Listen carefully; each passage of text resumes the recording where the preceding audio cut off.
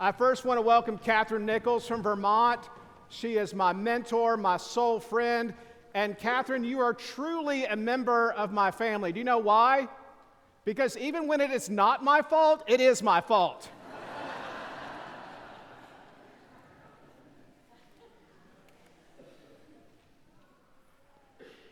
I've been a little sad and depressed lately. Been walking around Knoxville, and all of these deep businesses with cultural connections to Knoxville, they've just been closing one after the other. It's made me really sad. And the trend really began in 2019 with the closing of Naples Restaurant. Remember Naples Restaurant? And then it was followed with Long's Drugstore of all places. And then this one was really, really hard on me. S&S Cafeteria closed. Some of y'all were kind of glad about that. And then Ed McKay's this year closed. The real Knoxvillians still call it Ed McKay's. The rest of y'all call it McKay's, right? And then there is Mayo's closing this month. Been open since 1878. And I've wondered, why have I been so sad about all these closings? Well, it's because there's so many memories wrapped up in those places. And even if you're not from Knoxville, wherever you came from, you ever thought about something that you had an attachment to and it closed and it was just a little pinprick in the soul? It kind of hurt. Well, for me, all of these businesses closed, it kind of hurt because it was sort of the loss of memories and part of my own formation and part of my identity and my story. I remember Naples Italian Restaurant. I was 5 years old and I learned how to eat ravioli for the first time. And I remember looking off in the distance and seeing the romantic booth. Remember that? It had the blue neon light and the red velvet curtain that when people were back there, they would close the curtain. I'd be like, what is going on behind there? And then Long's Drugstore. There was nothing like being there in the summertime and waiting on a hamburger and a milkshake while the person cooking it was smoking a cigarette. Just made it taste better. Oh, and then S&S Cafeteria. I mean, I would go there at, age 3 and 4, and my mind was blown away. All these desserts right in front of you, just for the taking. The lemon meringue, the chocolate meringue, and they had the best mashed potatoes on the planet. S&S, I never knew what it stood for. I always thought it was sweet and savory until my sister said, no, Christopher, it's sick and senile. And then that closed. And then McKay's bookstore. 14 years old, I used to collect. I had this investment strategy. There were James Bond vintage 1960s paperbacks. And I thought, they're selling them for $0.25. I'm going to buy all these. I'm going to buy 2 sets. And by 2026, I'm going to be a millionaire because they're going to be so valuable. They are now worth 15 cents a piece. And then Mayo's Garden Center. Oh, that was where our family often went to get our Christmas tree with the hot chocolate and the cookies. They too are closing. All of these are they're sad. And it's not sad in the same way when we experience something catastrophic in our life, when there is a death, a divorce, a loss of a job, or we lose some mental or cognitive faculty. That's a real identity shift. That is a major death that happens that hurts us to the core. Not so much these smaller closings, but I call them sort of mini deaths. Just a little piece of you, a little connection just sort of goes. And I got really sad because it occurred to me that really our whole life is about loss, one after another. We began with losing our baby teeth. And that trajectory continues on and on and on.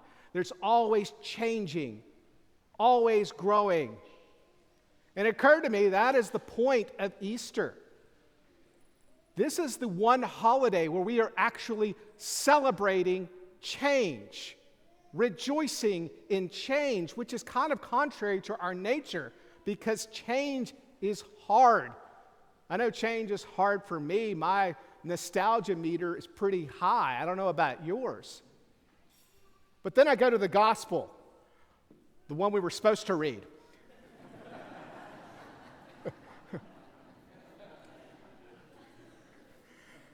Matthew's gospel. The two Marys go to an empty tomb, and there they are met by an angel. And the angel says three things directly tied to loss and change. First, don't be afraid. Second, look for the resurrected Jesus. Third, tell this to others. Don't be afraid. Look for resurrection. Tell others. Okay, that's all nice and good, and that sounds like something a priest should tell us, but what does that actually mean? And I kept thinking about that this past week, and it was a Monday afternoon. And I thought, I'm done. I need to go for a walk. It was around 4 o'clock. And so I began walking up past the labyrinth into the Tennessee Veterans Cemetery. The sun was high, and as I was walking, I noticed my shadow was cast upon the polished white gravestones.